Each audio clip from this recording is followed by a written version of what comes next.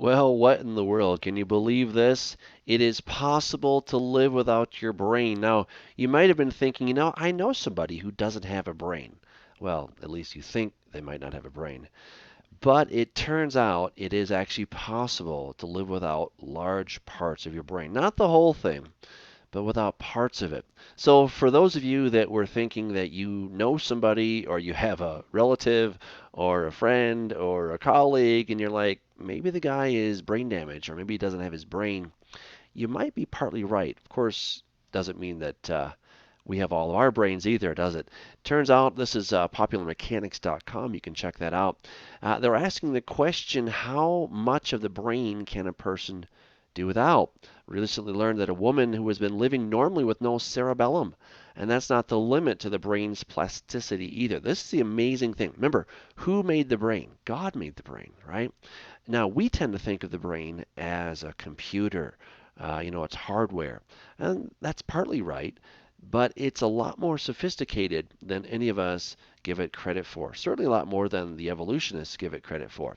They think it's just some soft tissue and it's got a couple, neurons firing in there and we can basically figure it all out. And yet the brain is plastic. What that means, not that it's made of synthetic oil or something like that, but it means that it's malleable. It can change. You can actually change the shape of your brain. You can change the size of your brain for good, but you can also change it for bad. And that's why it's so important that we really mind what we think about. Because as a man thinks, so is he, says the book of Proverbs. We want to be careful what we put our minds on. Well, this is pretty interesting stuff. You can actually live without parts of your brain, and pretty large parts of that as well. This month, a 24-year-old woman in China's Shandong province walked into a hospital complaining of nausea and dizziness and walked out having learned that she was missing a huge portion of her brain. A CAT scan showed that her entire cerebellum, a vital chunk of brain in charge of motor control, nerve development, etc., the void where it should have been was nothing but a swamp of cerebrospinal fluid. It's just nothing there. How could a person live a full life not knowing so much of her brain was gone? Her doctors believe that her cortex, a nearby area of the brain, took over most of the load as her incomplete brain developed, thanks to an amazing feature of the brain called neuroplasticity, the brain's ability to fundamentally rewire itself to cope with new demands. Now think, how many computers do you know can actually rewire themselves from the inside out and make their own wires and make their own transistors and make their own chips, right? I mean, it just doesn't happen. I mean, the computers we have are pretty impressive, but they're nothing compared to the brain. They're just barely scratching the surface. God made the brain so incredibly amazing that it can literally rewire itself and it can compensate when parts of it are gone or damaged. So that's pretty amazing. The woman from China is far from the only such bizarre and fascinating story. A short trip through the annals of modern medicine reveals even more surprising cases of missing brain structures. Missing half of the cerebral cortex. There is a surprising number of known cases of people missing half of their cerebral cortex. That's basically half of their brain, the outermost chunk of brain tissue. A currently living and healthy 16-year-old German girl is one. She was born without the right hemisphere for cortex, though this wasn't discovered until she was 3 years old, according to her doctors, who published a full case study on her 6 years ago. Despite lacking one hemisphere, the girl has normal physiological function and is perfectly capable of living a normal and fulfilling life. She is witty, charming, and intelligent. The physical ailments caused by her missing brain tissue were seizures, since treated, and a slight weakness on the left side of her body. But there's something amazing about the way her brain is coped. While most people missing half their cerebral cortex lose sight in one eye, her left eye processes visual information from both the right and left visual field. In other words, her doctors say that while she has no depth perception, which is dependent on two eyes seeing slightly different images, her vision is otherwise like that of someone with two eyes, encompassing the entire mental field of vision. Here's another one missing the entire brain. In a more severe case, Michelle Mack, a 42-year-old Virginia native is missing not only half of her cortex, but most of the deeper underlying brain structures on her left side as well. This neural abnormality is believed to be the cause of pre-birth seizure, but was not diagnosed until Mac was 27. Matt graduated high school and speaks and communicates with some level of normality thanks to neuroplasticity, but her brain has not faultlessly rewired itself. Max still has issues comprehending abstract concepts, is prone to emotional distress, and her lowered visual spatial processing ability means that she also is easily lost in unfamiliar surroundings. Well, I know a lot of people that have those problems. I might have some of those problems. So yeah, I hope I have all of my brain. Yet living with her parents, she nevertheless manages a productive and fulfilling life. Again, it's amazing. Okay, so she has some troubles. Again, sounds like some things that I've experienced in my life. I'm presuming I have all my brain. I've never actually checked, but I'm assuming it's all there. I'm hoping anyway. But hey, maybe that would explain some things, right? That might explain some things about some of the people that you know, right?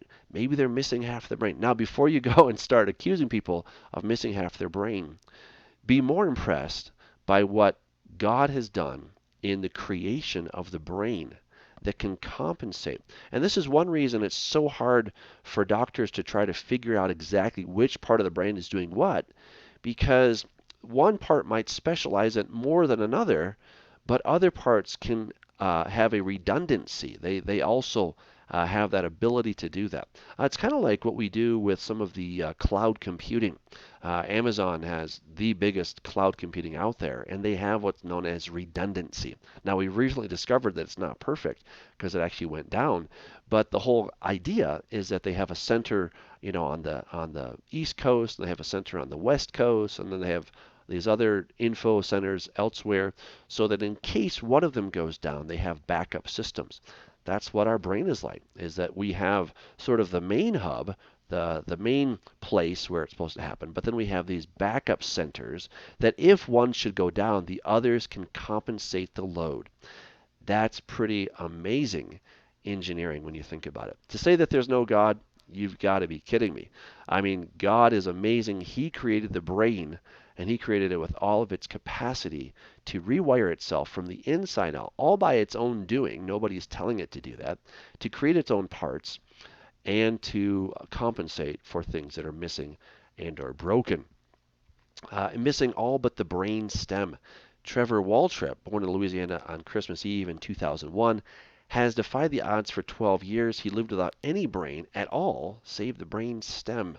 Trevor was born with a rare condition called hydroencephaly, which replaced his neural tissue with cerebrospinal fluid. His brainstem allowed him to breathe and maintain a heartbeat, but little more. He was kept on a feeding tube up until last month when he passed away peacefully. All right, so you still need some brain to make it, right? You can't be living on nothing but the very bare bottom bone. You got to have a little bit something other than your brainstem. So it is necessary to have some brain in there. And I'm telling you, most people have a brain. We know that. All right, but it's amazing that when people don't, or when something is damaged, that God has created it. Now, what does this tell you? First of all, you can't say, well, I'm brain damaged. Well, get over it. We should learn to find ways to compensate in life. But also, our brain is plastic. That means it's malleable, and it can be changed from the inside out. You don't have to go through some kind of brain surgery necessarily. Now, there may be times when that's necessary, but more often than not, you don't have to do that. And what I'm talking about is changing your mind. Paul tells us in the book of Romans, chapter 12, to renew our minds.